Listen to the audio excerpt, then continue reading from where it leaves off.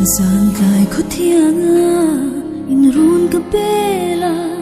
sak bel ton tur om lo ka di I om si lo kan su li nu le nun hlui zong te kha tham ra ka phal lo zamwa liam tu ram Gerna an ka to thuleng wang em ni sinu her sai re tak le tham ra lang ka phal silu silu run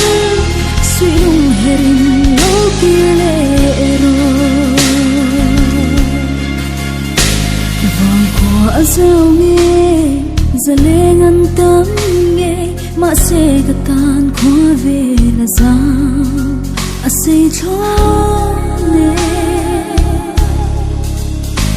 nhiều này ôm lo trả khoa a se nge zaleng zong zi ngan ka zong roi roi se dernan ka to thuleng wang em ni sinu her sai re tak le tham ra lang ka phal silu silu run sinu herin lo kile ro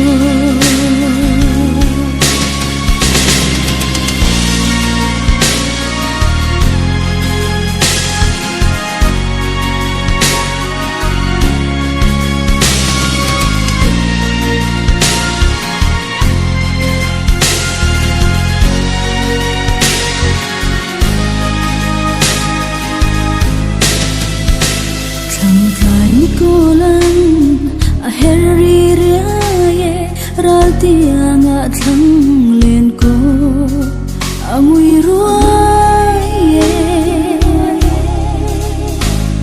an yang hian mo sing mit tui le nang ton le nan khwanu ka di